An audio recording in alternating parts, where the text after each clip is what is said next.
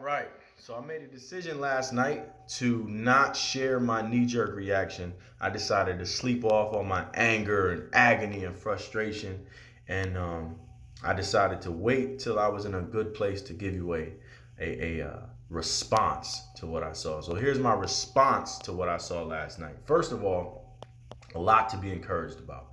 Um, Obviously, you don't want to lose, especially not a division game. I didn't handle the loss well, like I'm sure most of you did, and it's really frustrating to lose a game when you're like, man, we were this close again, and we keep being this close.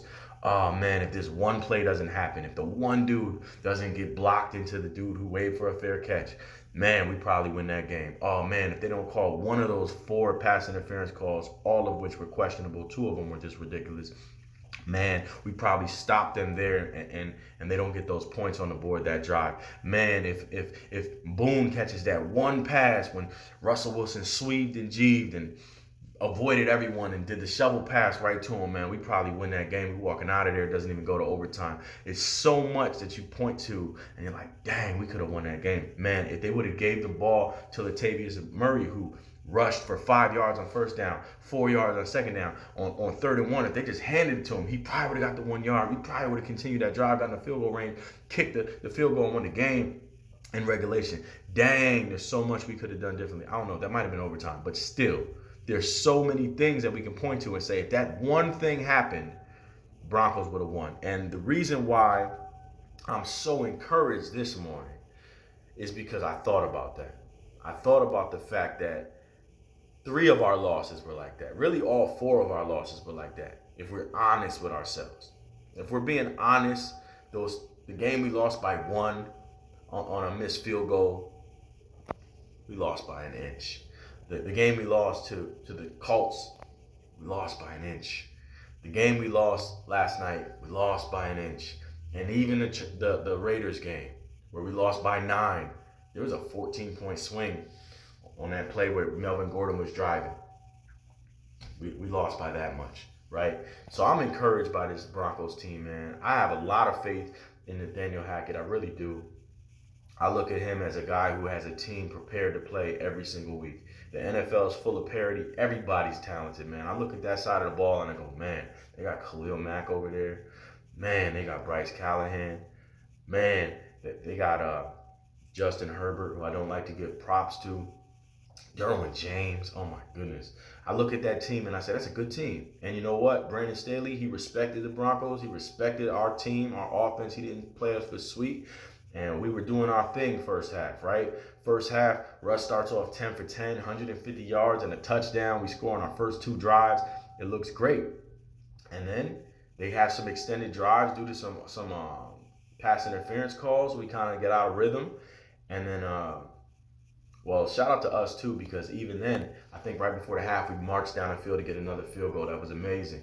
It was great. It showed our execution, showed our ability to get chunk plays, and that we're a talented football team. But then after that, they came out at halftime and they adjusted. They made some great adjustments, and we couldn't really figure out how to adjust to their adjustment. Kudos to them. But when I look at it though, and I see like fans and different people kind of writing off Russ, for example, and they're like, I can't believe we're invested in this guy for the long term. And I think like, he just played like way better than Justin Herbert, and none of their fans are acting like that. They ain't wake up this morning going, man, Justin Herbert threw the ball 57 times and only had 238 yards. He only had 4.2 yards, a completion, had 0 touchdowns and a pick. Oh my God, what are we doing with this guy? He's not the guy. They're not doing that, right? So I wonder why Russ isn't getting treated like that, right? I get, but Justin Herbert doesn't have Keenan Allen. Yeah, you're right. Russell Wilson doesn't have Tim Patrick. Russell Wilson also doesn't have his starting left tackle, Garrett Bowles, who's arguably the best left tackle in football. Russell Wilson also doesn't have his number 1 running back, who's one of them dudes, was my first pick in fantasy, right? We're missing some guys too. Quinn Miners, I think he played his first game yesterday, right? We're missing guys all over the field, and we're still right there every single game. If we're losing by this much. We're right there. The dude comes up with a game plan every week, Nathaniel Hackett, to have us in the game. Now it's not him that gets 100 yards damn near worth of pass interference calls called on him. Now, granted, a couple of them probably shouldn't have been called, but that's not him. That's number 27. And I'm okay with Mathis having those penalties because I'm looking at Mathis. I'm going, yo, you're not a starting corner. You filling in for Darby, who, by the way, we're missing a starting corner. By the way, Justin Simmons, first game back since week 1. By the way, Randy Gregory, IR. We got so many injuries. Josie Jewell. We got injuries all over our team. It's ridiculous. The fact that this team is so competitive that we're losing by an inch on the road to a team people are like, they're probably going to win the Super Bowl. I'm like, man, why y'all acting like we trash, yo? Why you acting like he's that bad? Like, our team is just so unprepared. We're getting mollywopped by everybody. We look like a laughingstock of the league. We look like a team that are 5 inches away from being 5-1. No, excuse me, 5 inches away from being 6-0. 5 inches away, 1 inch. 4 inches away. What am I talking about? 1 inch in our 4 losses, 1 inch in each of them. We're 4 inches away from being 6-0. That's how I see this football team. I see Russell Wilson as a dude who's making some plays, man. He's making some plays. Offensive line was getting beat up a little bit in the second half. They figured out creative ways to blitz with some really talented guys. Khalil Mack, Derwin James, they were doing their thing. Our hot routes weren't open quick enough, right? They have good corners too. Shout out to Bryce Callahan, talented player. We used to have him on our team, right? The fact is, the Denver Broncos, they're right there. They're competing, and I'm encouraged, man. I'm really encouraged by what I'm seeing from this football team. The only thing I didn't like that I saw yesterday, right? Like I said, there's little plays here and there. Like, I'm not mad at 27 for getting a pass interference call his first time starting. I'm not mad at the backup left tackle having to hold on the first play of the game. I'm not mad that we didn't run the ball. I'm mad that we didn't run the ball when it's 3rd and 1. But it's okay. You don't have to do everything exactly how I thought you should do it. You don't have to be perfect. I'm not holding you to a standard of perfect. But I'm very grateful for Nathaniel Hackett for hiring that defensive coordinator. I'm grateful that staff had the wisdom to be like, Baron Browning should be a rush linebacker. Let's take that athleticism and just let him loose. Look at that dude. You want to talk about Von Miller-ish. That dude is unbelievable. This coaching staff recognized that in him. The GM getting Latavius Murray just came out there first game averaging 5 yards a carry. Only thing I was mad about yesterday was Melvin Gordon, the optics of what it looked like. Right now, I want to give him a caveat because I love to be devil's advocate. I love to assume the best in people. I'm going to try to assume that maybe them Charger fans were heckling him and talking junk and kind of just piling on and just feeling like, man, this sucks. They really don't like me. They're not giving me a chance to redeem myself. And that's unfortunate, right? But I don't want you shaking your head mad when your running back just rushed for another 5 yards and got a first down. I don't want to see that. Because is it about you or is it about the team? Because if it's about the team, then his success is your success, right?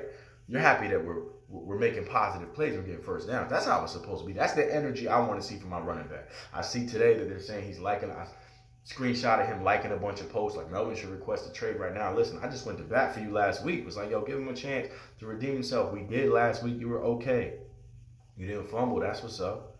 But like, you're not owed opportunities in this league, yo. You should be grateful you're still making millions of dollars to stand there and not get your head knocked off. That's pretty dope. If you really want to get traded, like, bruh, I'm not gonna cape for you. I'm happy to go and get Christian McCaffrey. Cool. You want to get traded? Cool. Let me get Christian McCaffrey. I don't think he fumbles, and I know he can catch really good. And yeah, he gets hurt sometimes, but that's my guy. That's my guy because his pops is my guy. So yeah, we can do that. You don't have to be on the team. But yeah, I didn't like that. That's the only thing that I was really upset about. The dude bumping into the dude that already waved for a fair catch. I'm like, you know what? Maybe he didn't see the guy behind him waving for a fair catch. Maybe he didn't know. Mistakes happen. I'm not holding him to a standard of perfection. I'm encouraged by this team. And I was super blessed by the kicker yesterday. After the game, they interviewed the kicker who made all them kicks with his legs hurting, which as a fan of the Broncos, that made me mad. But as just a fan of people, you know what I mean? A human being who likes human beings, I'm like, oh, that's dope. He made all them kicks. And I especially thought it was dope as a Christian, as a follower of Christ, as someone who loves the Lord, to hear him say when he gets his moment to be the hero, which I sure doesn't happen every game. They're not coming to the kicker like, yo, let me interview you. They interviewed him in his moment because he's grimacing every kick, and you see he's hurt, and he just made this game-winning kick. He made all them kicks in pain. And she's like, let me ask you about this. Let me give you your moment in the sun, give you some glory. He said, yes, before we do any of that, let's give some glory to the one who's worthy of the glory, right? He's like, first of all, I want to thank my Lord and Savior, Jesus Christ, before I say anything else, because regardless of what had happened on this football field today, I would have been blessed. I'm already blessed. God is good. I woke up today. Kids woke up. I'm blessed, And then he threw in, but it is nice to be on the winning side of these things because, it feels good to win. And I just really appreciated that. Then right after that, I got a DM from somebody. Shout out to Vinny and Brittany. They had a kid yesterday, like beginning of the game, had the kid draped out in Broncos stuff, watched the game with him. He told me he was going to do this. He's like, yo, we're pregnant with our kid, and we're supposed to have him on the day of this Chargers game, and we're going to watch the game with him. His first day born. He was repping, right? Fresh out the womb, repping. And just seeing that right after the loss, it just put it in perspective. And I'm like, a child was born today, man. A family is experiencing the joy of a new life. God is good. Life is good. Football, it's a small part of life. It's a fun part. It's really fun when we're winning, but we got to learn how to take the good with the bad, right? It's a long season, 17 games. Broncos could still go 13-4. Bengals were in the Super Bowl last year. I think they went 9-8 in the regular season. We could lose 4 more games and make it to the Super Bowl. There's so much parity in this league. That's okay, yo. I'd rather have these growing pains and be frustrated now than later, right? I think that a lot of our pain and anger and disappointment in the team is stemming from just unfair, unrealistic expectations. When I made we back now, Broncos got a quarterback back now. Hey, I wasn't thinking like, you know what? It might take him a while to adjust to these new players. It might take him and an offensive coordinator a while to figure out what plays he really likes and suit his skill set. It might take him and the head coach a while to really gel with each other. And it might take him a while to know where to look, right, on certain plays, who's supposed to be open. And I certainly wasn't factoring into my expectation that Tim Patrick wouldn't be out there, our number one receiver, our most reliable receiver in my opinion.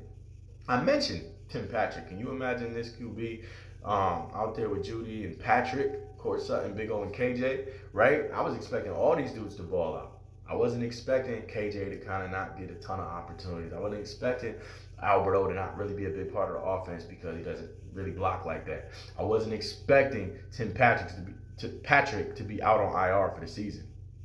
I wasn't expecting to lose Javonte. I wasn't expecting to not have our starting left tackle. I wasn't expecting to lose a starting cornerback or Randy Gregory, probably our biggest free agent pickup outside of Russ. I wasn't expecting all these things. So I was disappointed. But when I factor in, like, you know what? When you add those things in there, we're probably overachieving. The fact the Broncos have been in every single game, that we're 4 inches away from being 6-0, we should be encouraged. Everybody's going to be scared to beat us. And don't tell me, yeah, but Kansas City is so much better than us. No, they're not. I just watched Kansas City lose. I just watched them struggle on offense for a while. I saw the Colts who beat us beat them. They can be beat like everyone else. We're a couple inches away from being the best team in football, from being undefeated. That's facts. That's not fiction. That's a play in each of them 4 games, and we would be 6-0. And it wouldn't matter what Shannon Sharp's saying. It wouldn't matter what Rich Eisen is saying, what all these guys are saying about my team. Hold on to the hope. Let's get 1 inch better every day, because we're only a couple inches away. This is a game of inches. There's so much to be encouraged about. Let's keep it in perspective. Let's stay encouraged. And let's not act like, the wheels fell off. The wheels have not fallen off, yo. There's 13 games left. We've lost 4. 4 close games. We could win every single one of them. With a play here, play there. I'm encouraged, and I hope you stay encouraged. God bless. Go Broncos. Keep repping. Let's ride.